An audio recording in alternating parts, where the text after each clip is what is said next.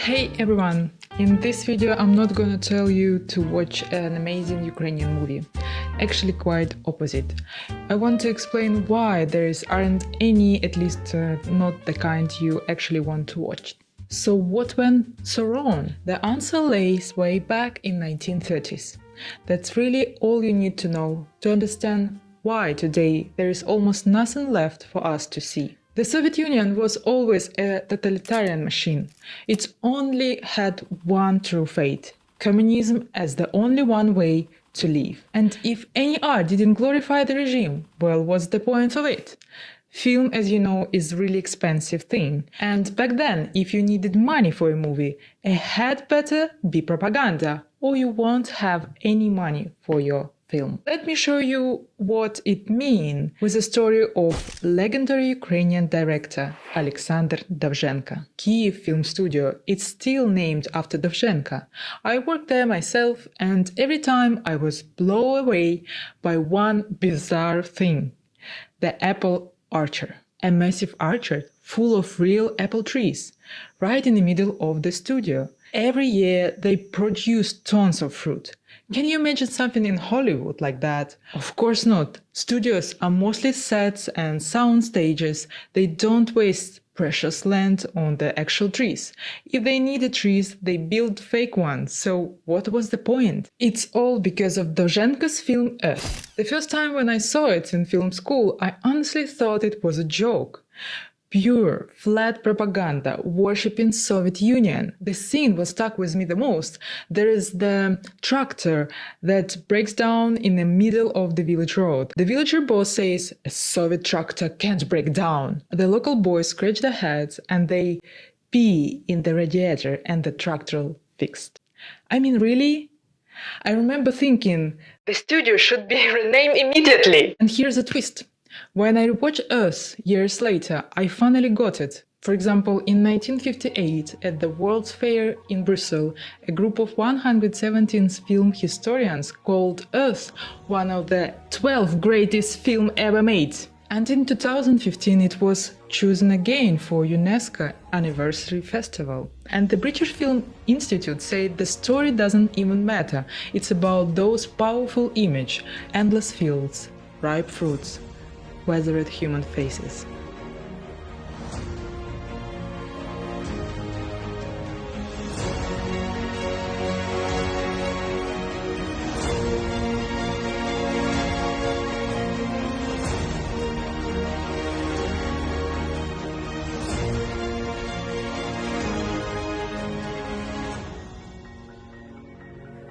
And did you know, before shooting any of his masterpieces, the genius Andrei Tarkovsky would always rewatch Earth?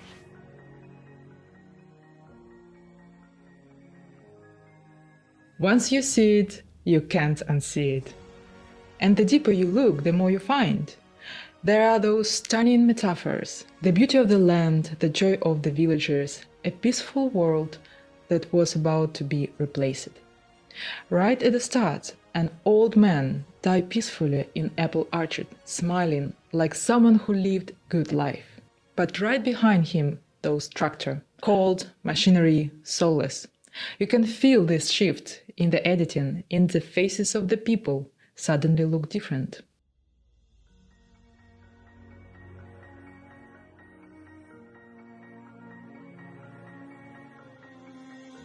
Those apples in the orchard become a symbol, a whole new word captured in cinema. That image spread through the film history and shaped visual language we still use today. The idea showing emotions through the pure image became the heartbeat of Ukrainian cinema. It gave birth to what now called Ukrainian poetic cinema.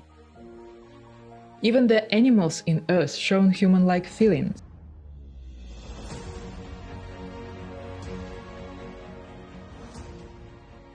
And it was first time in the world, nobody did it before. Sure, Dovzhenko made more films. He secured his place in film history forever. But his story also shows that Ukrainian filmmakers were up against. After World War II, he wrote a screenplay, Ukraine in Flames. He described horrors he'd seen himself as a war journalist. He wanted the truth on screen. This is Maria from the editing room, and I just want to let you know some statistic facts. So, in Ukraine, over 700 cities were destroyed. Over 28,000 villages were wiped off the face of the earth. Over 16,000 Ukrainian enterprises were destroyed. And culture and historical monuments were destroyed. Personal belongings of Ukrainians and more Ukrainian civilians were sent to concentration camps. Ukraine lost every fourth person, about 10 million military and civilians. But Stalin crushed him publicly for it. He called it nationalism. See, the party line was clear. The whole Soviet Union suffered, not just Ukraine. Anyone who dared separate Ukrainian identity from Soviet Union identity had to be humiliated or wiped out completely. That's exactly what Stalin did with Ukrainization. Find every writer, painter, director who called about himself Ukrainian, then silence them, exile, prison, execution. Did you know that even Charlie Chaplin talks about Dovzhenko? So he said that Slavism has so far given the world and the cinematography its only creator, the thinker and the poet Alexander Dovzhenko. Due to Dovzhenko's worldwide fame, it was impossible to put him to prison. So in this case, he's ended up with Stalin personal banding, the publication of his film story Ukrainian Flames, and his dismissal from his position as artistic director of the Kiev studio. Instead, he was transferred to Moscow to Central Newsreel studio, where he just edited and doubled documentaries. And despite his will, after his death, he was buried not in his homeland, but in Moscow, of course. It turned out that Dovzhenko himself and his fellow directors and cameramen planted an apple orchard at the Kiev Film Studio in 1936.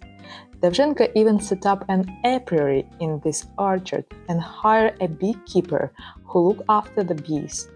And at the end of the summer, all filmmakers receive a jar of honey from the film studio.